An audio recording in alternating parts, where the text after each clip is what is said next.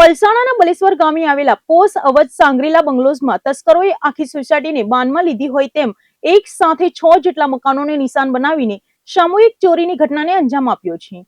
ઘટનાની જાણ થતાં જ પલસાણા પોલીસનો કાફલો ઘટના સ્થળે દોડી આવ્યો હતો। સુરત જિલ્લાના ગ્રામ્ય વિસ્તારોમાં રાત્રિના સમયે તસ્કરોનો આતંક સતત વધી રહ્યો છે, જેનો તાજો દાખલો પલસાણા તાલુકાના બલેશ્વર ગામે જોવા મળ્યો છે। અહીં આવેલી પ્રખ્યાત અને હાઈ પ્રોફાઇલ અવધ સાંગરીલા સોસાયટીમાં ગત રાત્રિના સમયે તસ્કરોએ ખાખી વર્દીનો ખોફ વિના મોટો આક્રમણ કર્યો હતો। 7 તસ્કરોની ટોળકીએ આખી સોસાયટીમાં એક હરકતે 6 જેટલા બંધ મકાનોના તાળા તોડીને સમગ્ર પંથકમાં ભારે ચકચાર મચાવી દીધી છે। ચોરીની આ ઘટના પાછળ કોઈ રીઢી અને પ્રોફેશનલ ગેંગ હોવાનું સ્પષ્ટપણે દેખાઈ રહ્યું છે। તસ્કરોએ મકાનોના મુખ્ય દરવાજાના બદલે ઘરની પાછળના ભાગનો પસંદ કર્યો હતો। તસ્કરોએ અત્યંત ચાલાકીપૂર્વક ઘરની પાછળ આવેલી લોખંડની મજબૂત ગ્રીલને કોઈ સાધન વડે કાપી નાખી હતી અને અંદર પ્રવેશ કર્યો હતો। એક પછી એક 6 ઘરોમાં ઘૂસીને તસ્કરોએ કબાટો અને તિજોરીઓના તાળા તોડીને આખી રાત આરામથી ચોરીની ઘટનાને અંજામ આપ્યો હતો। સવારના સમયે જ્યારે મકાન માલિકો અને આસપાસના રહીશો જાગ્યા ત્યારે ઘરોની પાછળની ગ્રીલ કપાયેલી અને અંદર સામાન વેરવિખેર જોઈને તેમના હોશ ઉડી ગયા હતા। સ્થાનિક અગ્રણીઓ દ્વારા તાત્કાલિક આ અંગે પોલીસને જાણ કરવામાં આવી હતી। ઘટનાની ગંભીરતાને જોતા પલસાણા પોલીસ સ્ટેશનનો મોટો કાફલો ઉચ્ચ અધિકારીઓ સાથે તાત્કાલિક અવધ સાંગરીલા સોસાયટી ખાતે દોડી આવ્યો હતો અને તપાસના ચકો ગતિમાન કર્યા હતા। પ્રાથમિક માહિતી અનુસાર